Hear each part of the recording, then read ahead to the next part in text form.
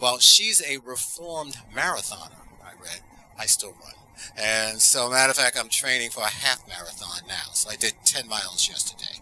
And so I'm not sure how we get you back on the marathon trail, but she's shaking her head, no, not happening at all. But she knows how to run and run. In addition to that, she knows how to write. And we are so pleased that you're here. And I got to share a story with you because my wife and I are planning something on the 1st of January. And it's the 1st of January, we'll be celebrating our ancestors. Her mother would have turned 100 years old that preceding December. My mom would have turned 100 that January. And we're going to have a collection of friends to celebrate our ancestors. And yes, Crystal, you are invited. Someone I know here will be at the celebration as well. But it's a reflection of our ancestors in the past. And one other thing to share with you before I ask you to come up, in that my wife loves black cake. I mean, when you talk about black cake, she has a black cake eating competition. And there are a number of people who have different recipes. Her grandmother's black cake will always be her favorite, but since her grandmother is no longer around, she samples other black cake. And quite frankly, we had a black cake still in the house last week, and she had a slice left to finish off her black cake. So when we talk about the book, we talk about your writing, we talk about really just being inspirational and celebrating the ancestors and the ancestral connection to all of us as far as our history and bringing the Caribbean into it. And we talked about our Caribbean past as well. There's just a lot in this book. And so we're really pleased to have you here, not just at the Queens Public Library, but here in South Jamaica. Because the South Jamaica Library has been doing so many creative things like all of our libraries have done. And we have a program called the READ program, where we have Jamaica Reads with other organizations, where we work with schools and the developments in the area to bring our children down here. So to see all of you here today, this afternoon, to hear this great writer talk about her book and purchase her book, and also you can take your book out with your local Queens Library card. You know, we got it right here. And make sure all of you have your cards, and make sure you people that you know have their library cards, so we give our plug around the library as well. It's an important connection. And my final point is that normally this was going to be part of our Literary Thursday connection, but Miss Wilkerson said, nah, I'm around. And I'd rather do this in person versus doing it virtually in your Literary Thursdays. So with that alone, I just want to say a special thank you and to bring Charmaine Wilkerson to the microphone. Ms. Wilkerson, the mic is yours. I'm delighted to be here because, I don't live in the United States most of the time right now. And New York is my hometown. And I know it's my hometown. I'm getting emotional because I see 3 people with whom I went to college at Barnard College. And I'm delighted that they're here. Thank you for showing up. And thank you for everyone for being here. And for this great welcome from a not recovered marathoner. My knee doesn't want to do any more marathons, but I did New York, I did LA, and they were wonderful experiences. And I even drew on a little bit of the experience of doing distance sport, which is a particular kind of sport, to describe, to get into the head of one of the characters in my novel. So we use a little bit of everything. This is in 1965, standing on a beach. He should have known it would come to this. He should have known the day that Pak Kwai, wife of his, ran away from home. Should have known the day he saw his daughter swimming in the bay as a storm bore down on her. Should have known when his parents dragged him to this island and changed their names. He stood at the water's edge now, watching the waves crash white against the rocks, waiting for his daughter's body to wash ashore. A policeman beckoned to him. The policeman was a girl. He'd never seen one of those before. She was holding a fluff of white fabric, his daughter's wedding dress, smeared with black cake and lilac icing. She must have dropped the cake on herself as she jumped up from the table. He remembered a clattering of plates, the splintering of glass on the tile floor, someone crying out. When he looked toward his daughter, she was gone, and her satin-covered shoes lay strewn on the lawn outside like tiny capsized boats. So that's the beginning, and in the present day, this story goes back and forth between the past and the present, and it's essentially a story about a California-born brother and sister who discover that their Caribbean-born and raised mother had a hidden past. They find out because she leaves them an eccentric request when she dies. She leaves a small black cake or Caribbean fruit cake, some people call it rum pudding, plum pudding, Christmas cake, sitting in her freezer with instructions that they not throw it out.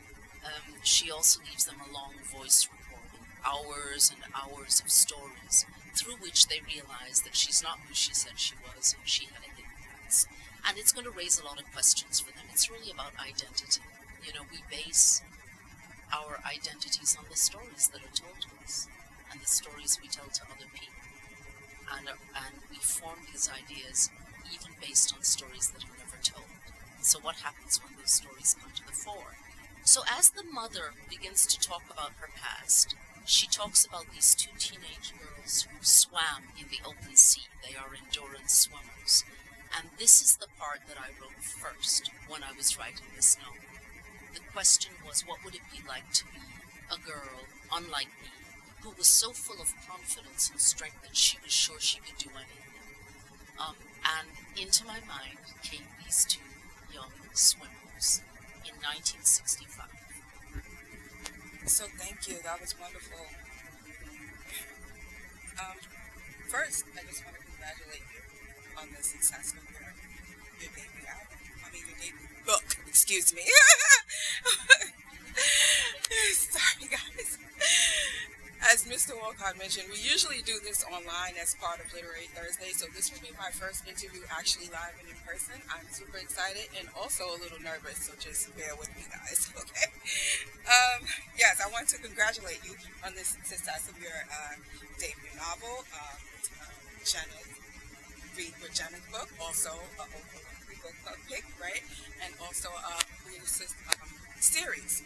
So how do you feel about the success of your book? Well, I'm delighted. You know, I was one of those little girls who loved to read books, like the little girls that would come in here to the library. And my first couple of jobs were at libraries, university libraries. And I knew that I wanted to write stories, meaning made-up stories, fiction. I went on to become a journalist. So despite the comments that one might want to make about fake news, journalism is considered fact-based communication. And when I worked with the UN, I also wrote about actual projects or interviewed people about their work.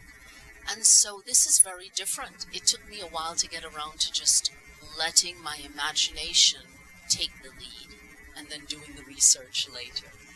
And it's been a great delight. I'm so pleased to finally have published this debut novel. It's been a couple of years. And it's a great privilege because everyone's a storyteller and there are a lot of great writers out there. You don't always have an opportunity to publish a book, and you don't always have the excitement of seeing it in an actual library. Okay, so first let me just say that I absolutely love your story. I love reading it. I love the characters. I love the way that the story was told and how it was all put together. I absolutely adore how you didn't leave any stone unturned. Like it didn't leave with you wondering about some of the characters. Can you give us just a little bit of history on the Black Cake and what inspired you to write this book? I can tell you I did not set out to write a book about cake or black cake or with a cake in it. I was, until I had written this, I had written mostly short fiction, meaning just short stories or very short stories. And I continue to write in this way. An idea comes to me, I write. I don't know what it will become. So it took a while for me to realize that a number of stories I was writing kept circling the same people, and I was creating a family. Excuse me. So the first idea, I mentioned this, that I had this idea of these girls swimming in the sea. Then I realized there was going to be a secret involved and a murder involved, and a black cake came up. It just came up naturally. The moment it did, I recognized something about my family and also history in general. Black history, the Caribbean diaspora. And that is, my mother made a legendary black cake. She called it plum pudding or rum pudding, because she was from Jamaica. But I remember her obsession with soaking the fruits. And I remember thinking about the cake as a cultural signifier. You know, a younger member of my family texted me on my mobile a few years before I began writing saying, "Oh, do you have, your mother's black cake recipe?" And I knew that I had it. I'd saved a letter that she'd written in 1990, folks, 1990, in which she included the recipe. So I began to recognize the importance personally of this recipe, and I began to think of a character who would have the obsession with the fruits like her. But this is not an autobiographical story.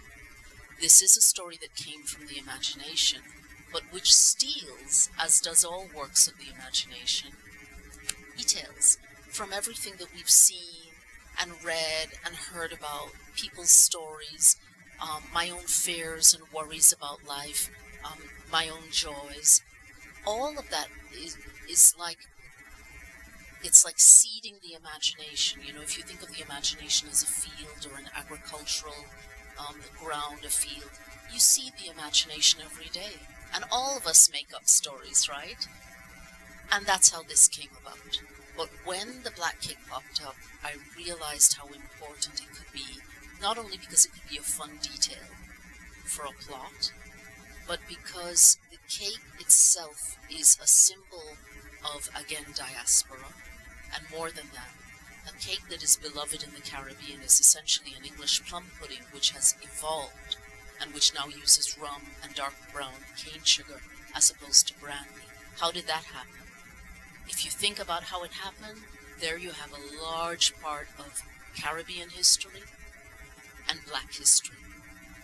Colonialism, monocropping of sugarcane, which became lucrative because of forced labor, a euphemistic term for slavery and indentured servitude. And yet, the interesting thing is, all of this became a reality in a region where maybe people did not want to have that reality. And yet it evolved into a beloved recipe. And it created its own history. A history of celebration, of love, the language of food, which can be a very positive thing. So I've gone on and on about this as a symbol, but that's how that name ended up on the book. I didn't set out to write. Did you have other ideas in mind of what you wanted to title the book before you? No, I was just writing, and when I realized I had a novel, the black cake came in fairly soon after that, just as a detail, and I knew instantly that that would be in the name of the title. That's really good. So I wanted to talk a little bit about the book's characters and the idea of everything being revolved around secrecy. Right? A lot of the book, a lot of the characters, they held a lot of secrets. Each character had their own secret that they was keeping or decided not to share, starting with Kobe and the name change. I won't give too much away for those who didn't read the book. Can you tell us why you chose to write the book revolving around so many secrets? I did not, again, set out to say, I'm going to write a book about secrets, but I will tell you this. I notice that whatever I write, when it's fiction, even essays, it deals with, I'm fascinated by identity, and I think it's interesting that when you are black or brown, people think that if you're writing about identity or thinking about identity, it's only going to be about your appearance, because that has such an outsized influence on the way in which we live in the United States in particular. But I am fascinated by the things that form our identities, the foods, the stories, the legends, the secrets we don't know that emerge, the secrets that are hidden that influence the way in which people behave. And so I was just toying with that idea. Again, secrets, especially because when you look at generations, So often, you know, when we're younger, we're thinking, oh, they don't understand anything about me and they don't get anything that I'm going through. And yet, our elders hold all these stories and have had all these experiences. And often we don't know.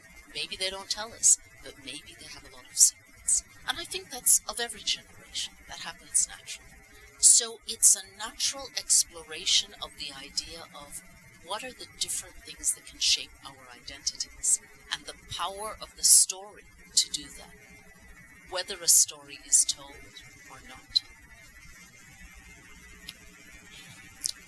Continuing with the characters, can we talk a little bit about Bunny? Not the friend, the daughter. I found her character to be very interesting as far as just her insecurities, her trying to find her own identity and trying to find where she fit in with the family. How did you come up with her character, and was her character, well, you said it's not autobiography, but do you know someone like Benny that kind of pulled off for you to create her character? Benny is very much an invention, but she might be the most autobiographical in the sense that Benny is the kind of person who she's just always felt very comfortable with herself. I don't want to say too much because that would be a spoiler, but Benny is one of the two siblings who grew up in California who learned that their mother had a hidden past.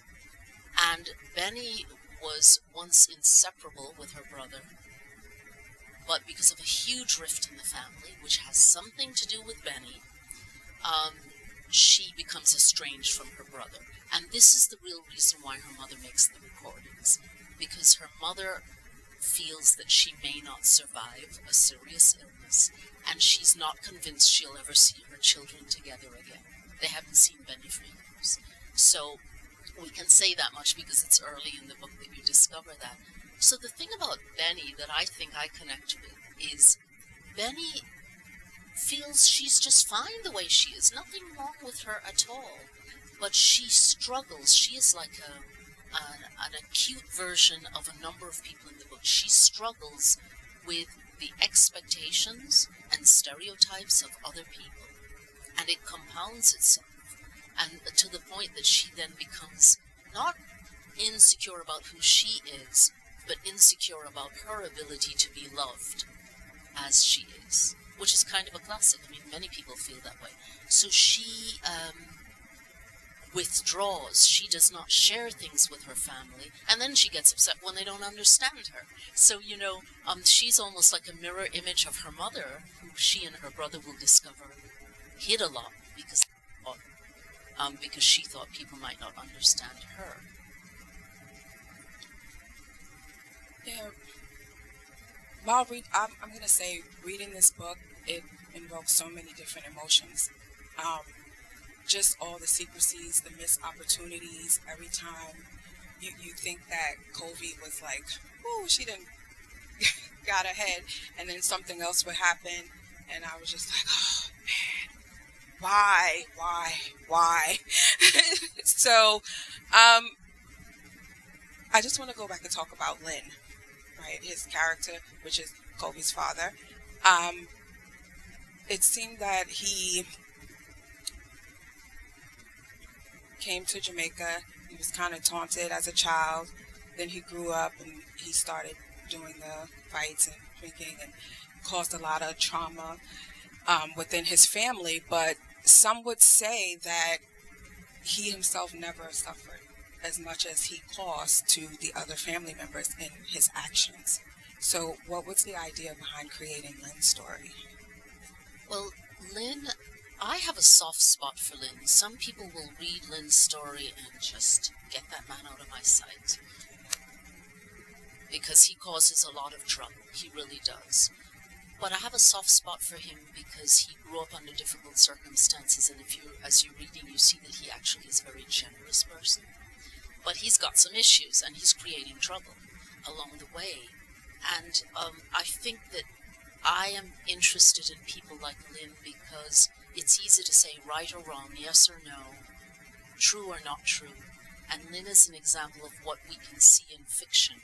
Why I like fiction, sometimes better than writing about that, you can dare to step into the head of someone with whom you wouldn't agree, someone you might not really like.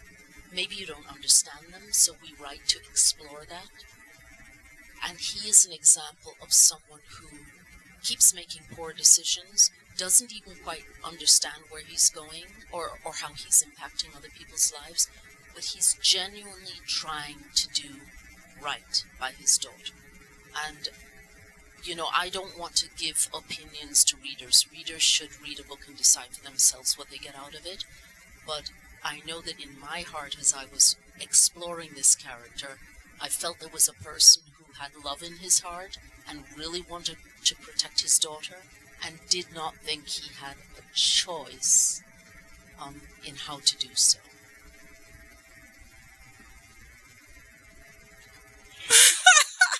Oh, what did someone say? I didn't hear. She's not buying it. Oh, yeah. No, I mean, when you put it that way, but yeah, I was at odds with Lynn through the whole book. I mean, I was really at odds. I'm at odds with Lynn, too. We can't say too much for people who haven't read it, but, right. That's what I mean. That's what I love about fiction. I was a journalist and met a lot of people, and it's a wonderful way to get to know your community. But I think that, in my own life, I have my opinions. I don't even want to hear what some people have to say. I'm just like everyone else. Don't even come near me if you have that to say. But in fiction, what I love about fiction is it allows us to dare to explore things with which we're not comfortable, and to ask questions, and maybe we don't always have the answers. And sometimes I think it allows us to come closer to the truth. And often the truth is not pleasant, and we don't know how to resolve it. Yeah. I think my favorite character was probably Bunny, but then I felt a lot of sympathy towards Kobe too. I mean, the things that she had to go through without giving away too much, with the beginning, with her mom, then with her father, having to leave the island, Abby, finally finding her love. Oh, spoilers! I know. Spoilers! Sorry! Set off a little spark. Finally getting some happiness. And then the end. So, I think Kobe, I was really rooting for her through the whole story, like hoping just, get there.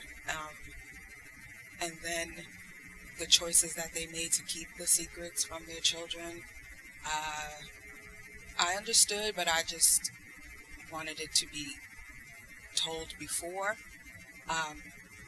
instead of after. Was there a reason why you chose to put it after as opposed to before? I mean, it kind of reads better that way because you're really into it, but a part of me wanted them to just know before, Well, yeah, because the story is about them finding out that their mother, that they grew up on one version of the story of their lives, and they find out after their mother is gone, and that makes it worse. They can't hold her to account. On top of which, there are about to be some very real, concrete consequences to her hidden past in their lives. And it is connected because since one of her children wouldn't come home, since she was estranged, and that's Benny, that's the character you like best, she was convinced she wouldn't be able to tell them. And so she talks. She talks and talks and talks into this recording. And that's the whole point of the story, that for a long time she doesn't tell them, and just when she's getting to the point where she thinks she can, she's waiting. She's telling her daughter, please come home. And her daughter doesn't come home. So that's why it happens. Yeah. That part made me sad. I felt like there were so many missed opportunities in the book, so many missed opportunities for them to get together, reunite as a family, and just hash it out, even with Benny not coming home, with her resolving her issues with the father. There was just a lot of missed opportunities, and I was like, oh, come on. Like, I don't know how you guys felt about it, but that was me reading it. I was just like, come on, just give me a break in this book. But it definitely kept you reading because you wanted to see where it was going to go. You wanted to see how it was going to end, what was going to happen with the characters. I do have a question about this series. So you mentioned a lot about the islands. Are those real places in Jamaica? Have you visited those places? Is it something that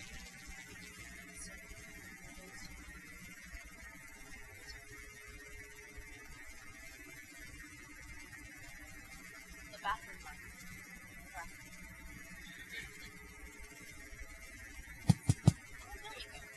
Okay, so I might have touched something. Sorry, everyone can hear me now. So we were talking about the idea of the island. Just so that you know, for those of you who haven't read the book, the island is never named, and part of the original reason has to do with what you asked, Shantae, and that is that excuse me. When I first started writing, I was just writing about an environment and a region. I was writing about. I didn't have names for the characters, Covey and Bunny. There's Benny and there's Bunny, so this might confuse people who haven't read the book. So Benny is the daughter, Bunny is the other swimmer. There are two girls who are swimming. And so I just wrote about this feeling. What would it feel like to be a young person with that much physical power and that much bravery that you're out swimming in the sea and you're swimming for miles in a country where, as many people who have lived in the islands know, you may go in the water, you may fish, you may go on the boat, but you might not swim all the way out. It's not something a lot of people do. So it is based mostly, the town where Covey and Bunny live is never named because I invent details and I collapse locations, but it is based on the north coast of Jamaica, the area known as Portland, and very much the town known as Port Antonio. But it is not about Port Antonio. It collapses, again, locations. I name Portland once, and I name real places. So I name Long Bay, I name Buff Bay, or it might have been Boston Beach. I've already forgotten. I have to read my book. The point is that it is based on a real location. I use that information because I did live in Jamaica for a number of years as a child, and I was familiar with that area. Even in a country where there are many beautiful places, many Jamaicans consider Portland and Port Antonio and that whole area between Port Antonio and Ocho Rios to be the most beautiful area of the country. I think it's extremely beautiful in its own way. There are other interesting areas, but that's the inspiration. And there is a scene right near the end to do with tadpoles. Do you remember the tadpoles in the stairway? I won't say why they come up, but there's a scene where you can see tadpoles, and because the water collects and it doesn't drain away, you can see the tadpoles growing. So you see tadpoles with little legs, you see little frogs with tails, you see them in various stages of development, and there was a real place like that in that area. And I remember because as a child I would just crouch down and look at them and watch them until I was dragged away, by my parents. And so I do insert real life details, but I also did a lot of research on the bays and where you surfed and where you swam and what the currents were like, and then I collapsed them. Now that you mention it, I do remember that it was never mentioned exactly what island they were on, but I recently watched the Hulu series, and they mentioned it. So, how do you feel about the Hulu series? How do you feel about the story that was told? Do you think that they did a good job in the adaptation from the book? So adaptation is the key word. It's not the book. I wrote the book, and it has its own tone. I think the tone is very different from the actual series, but I was amazed, and I think they did a beautiful job of somehow capturing the heart of the story and then adapting it and coming up with their own ideas that grew out of the book. That's what an adaptation is. So I understood from the start that it would be like an extension or an amplification of the book. I did not expect to see page for page the book on the screen. And I did read the scripts before. Everyone has to comment. Like Oprah Winfrey, you mentioned that Oprah Winfrey, she was one of the producers on this series. And so her team, and Carla Gardini from her team, they had the opportunity also to comment on scripts. So there was some collaboration, but it's the creation of another team. And they filmed in Jamaica twice. They also made the choice to name Jamaica. Okay. I do have one question also. Well, another question about the Hulu series. Mr. Mitch. So,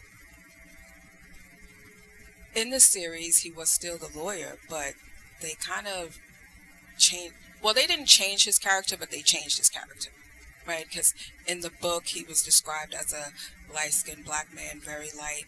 He was a civil rights attorney too, but he got a lot of slack for not being black enough. But in the series, they portrayed a dark-skinned person to play Mr. Mitch. How did you feel about that? It's really interesting you pick up on that. Mr. Mitch, it's something that no one ever actually talks about, but it's in his head, and he thinks it's pretty funny, and there's one point at which he kind of says that he actually thinks that his skin color works against him, that sometimes people forget he's black, even though his children are black, his wife is black, or dark-skinned, I should say, because he's very, very pale. So, that's something in the story, and it's also amusing because he kind of has a wry sense of humor about it. The interesting thing, this is internal dialogue, but I think I can share this. Marissa Jo Sarar, the creator of the story, who also was the creator of the miniseries Women of the Movement about the mother of Emmett Till and how she became an activist after the death of her son. Anyway, she wrote me an email one day and she said, "Can I ask you about Mr. Mitch? Would it really, really bother you? Would you have an objection if Mr. Mitch, the actor, were dark-skinned?" She didn't tell me the actor was going to be Glynn Turman, to which I would have said, "Glynn Turman can play Benny if you want. Glynn Turman can play Eleanor if you want. I don't care." But she didn't say. She just asked. And I said, "No, I don't think it would be a problem because it's not something I think we'd ever see on the screen. Because it doesn't figure in the official plot. It's in his head, and it's a reflection on identity. It's a reflection on black identity. It's a mirror of how when people talk about African Americans, for example, or black people, that they're really using one little label for a variegated community, a multifaceted world, and he's just an example of someone who's different. So it's a very perceptive question that you picked up on that, because not everyone is cast exactly as they're described. For example, Mabel, we won't say who Mabel is, but we can say that she's full-bodied, she's soft in the middle, she's very, very tall, she's very big, and the Mabel they cast is different. Benny and Byron are both very tall and slightly heavy-set in the book, but the person who plays Benny is this tiny person. I think she's as short as I am, and she's the person who won a Tony Award for playing Tina Turner on Broadway a few years ago, Adrienne Warren. She's tiny. But when a person puts together a screen production, they create an illusion just as you do in a book. I bought into it. I bought right into it, so I felt comfortable. I mean, I thought the character choices were good. I did feel that Mabel was a little off, and also Mr. Mitch. I was like, I mean, I love him, going way back to A Different World, but I was just like, I don't know if I'm buying the Mr. Mitch, but I still love it. But that's interesting. So those of you who haven't read the book, when you read it, let's see what you think. Yeah. But the book is different. It's its own world, and it has much more of the interior life of each character. So I want to give some room for for the audience questions. So we have one around. I'm going to come around and pass the mic around for anyone who has any questions.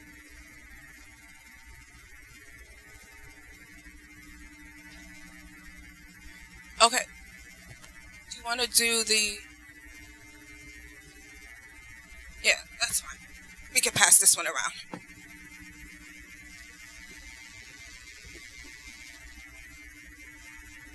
Good afternoon. I love your story and I love your voice. So, my question with regard to the father, his background. How did you come to the idea of his background and who he is? And I won't say any more. So I really should reiterate, which might not be very encouraging to those of you who write, that I'm very much what they call a pantser, meaning when I write, I fly by the seat of my pants. I just write whatever comes to my head. And Lynn came to my head as this boy who had come to Jamaica from a region outside of Hong Kong in China. But your question may be, why a Chinese Jamaican? Why, well, one of the things is my mother was, so I knew. I stole a lot from my mother. It's not an autobiographical story. This is not her story. It was not her father. It's not anyone I ever knew. But having lived in Jamaica and also having had a mother who was of a certain ethnicity and Jamaican, I understood that there were people like that. Now, I didn't know that they experienced any kind of prejudice, because when I lived there, I didn't notice anything like that. But but she told a story once of how she'd gone back to Jamaica and was in the country, and someone said something rude, don't talk to that woman, and called her a slur, right? And she answered in patois, and all of a sudden, oh, and everyone just kind of relaxed, because it really had less to do with how they perceived her appearance as her not being Jamaican. They thought, oh, American retiree, that kind of thing. So that idea comes from my knowledge, from having lived there and having known that that was possible. But I had to do a lot of research. I didn't know, how did people show up there? When did they show up there? So the whole thing about the Panama Railroad, for example, I won't go into details. I had to research that.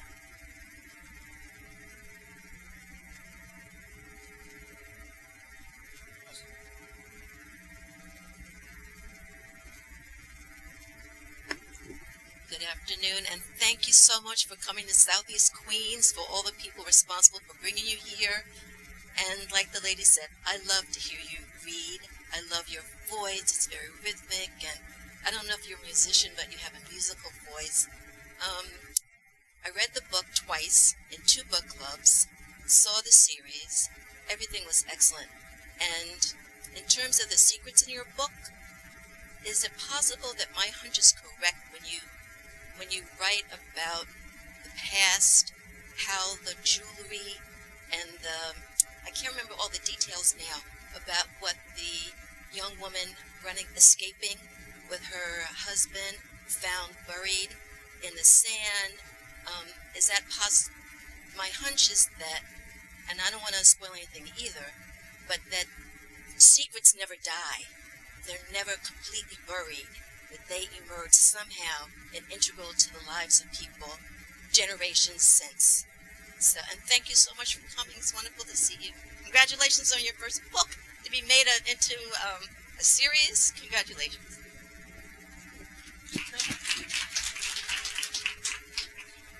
Thank you very much for your comment. That's really more of a comment, right? And it's true, that's exactly it. The untold stories shape our identities and our ideas of relationships also. And this story is really about what happens when the story comes out. But you touch on something which is not really a spoiler, and that is, and you know this, Shante, which is at the end of the book, the reader will know more than the brother and sister know. So it seems as though that a lot has been figured out. There's still some questions, but the basic stuff is there. But they don't actually know everything the reader does. So the story goes back and forth between being in someone's head and being in their heads. And so you learn the full story from other people. They don't ever hear this from their mother. And there's an important thing they never learn. But the secrets of that couple from way, way, way back when, exactly, it's like they leave something in the soil. And someone who will never know them, who's not necessarily descended from them, will never hear about that couple again. They've left something, and another person picks it up, and then that passes to yet another person. And that's what heritage is. That's what stories are. Everything is connected if you only go back far enough in time. And I think there's someone, I should remember who says it. Is it Cubby? Someone in the book says that. Everything is connected if you only go back far enough in time. Thank you. And Shantae will be producing my next musical album. I'm not a musician, no. Good afternoon. My name is Gretchen. It's wonderful to be here and to hear you. I drove a pretty good amount of time to get here because when I found out you would be within striking distance of where my tank of gas could take me, I wanted to make sure I was there. I've read the book a few times too, and one of the questions that I have about Eleanor is the transitions that she made throughout her life. I did notice she's an endurance athlete, and that shows up so much across her lifetime. And it seems to me that there was a lot of death and rebirth for her as she reinvented herself. And when I hear about your process as a writer and stringing together these micro stories into this journey for us, was that reinvention, that death in life, part of your intended theme? Well, again, I had these characters coming up. I knew there would be a secret, and I knew that at least one person was going to die. And then I knew that there would be someone on the run. But I really followed the characters. So they came to me, and then at a certain point I could see the story. It's like a wheel, but that's the way my brain works. You know, we each have a different brain. So we each learn differently, and we each imagine differently. So the way I imagine is I tend to see things right in front of me in a kind of wheel. But I didn't know all the details. So thanks so much for coming. I didn't know all the details, and I explored and found myself following these characters into that story. Yes. And I just want to reiterate that there are different ways to write a story. So many people outline. Many people do their research first.